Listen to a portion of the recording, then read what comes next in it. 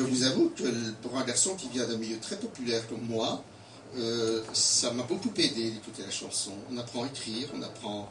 C'est un chemin ouvert vers... moi, je considère, vous savez, les cours de français dans les collèges, Boris Vian a connu au régiment, hein, tout ce qui n'était pas Cato et qui n'était pas Lacordaire, c'était... hop là, hein. Et là, à l'UNIF, quand j'ai vu Brel, je lui ai parlé pendant... On est sorti jusqu'à 3 h du matin, je ne le connaissais pas. Et j'ai un très bon contact avec lui. J'avais des copains qui faisaient des chansons très belles. Et je lui ai dit, est-ce qu'on peut faire tes premières parties? Il m'a dit, si mon impresario à Bruxelles le veut bien, oui. Et on en a fait quand même pendant 4 ans, 5 ans, à peu près entre 5 et 10 par an. Ça veut dire qu'on a quand même côtoyé pas mal. Et il arrive à Louvain, c'est en 59. Tu dois te souvenir, si tu étais là. On lui interdit de chanter les flamandes, partout en Belgique. À Louvain, il y a un mouvement nationaliste flamand, dont Martens, oui, Martens était voorzitter van een verbond, et moi j'étais vice-président des étudiants wallons. Et je devais aller le voir, il habitait, je ne sais plus, rue Traken ou quelque chose, et faisait déjà oui, c'est un flamingant, hein. Ce type a organisé le Wallenbuiten, puis il s'est calmé.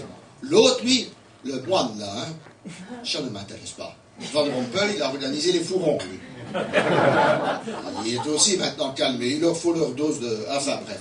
Et donc, un jour, je vais donc trouver mon ami Armand Delcamp au Villard. Il me dit, tu sais pourquoi Brel n'a pas pu chanter sa chanson. Je dis non, mais je sais que j'étais foutu à la porte du théâtre par la police, que sa femme m'engueulait parce qu'elle m'a dit avec toi, on a eu des emmerdes, mais j'ai jamais compris pourquoi. Le vice-recteur avait demandé qu'on lui présente la chanson de Brel. Qu'est-ce qu'il y a là-dedans? Pourquoi on ne peut pas la chanter?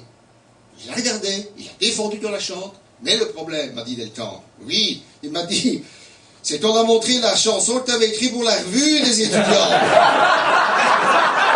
Et c'était les Flamands quand ils viennent à Louvain, s'inscrivent en première candidature, avec leur casquette et leur bouquin, ils ont vraiment pas du tout l'air malins. Et quand ils viennent à l'université, avec l'intention de travailler, du matin au soir toute la journée, car voyez-vous, ils ont bien écouté tout ce que leur ont dit leurs parents, et honoré le recteur magnifique, comme ils le répètent tous les ans, dans son fameux discours académique, et c'était là que ça devenait méchant. Flamand,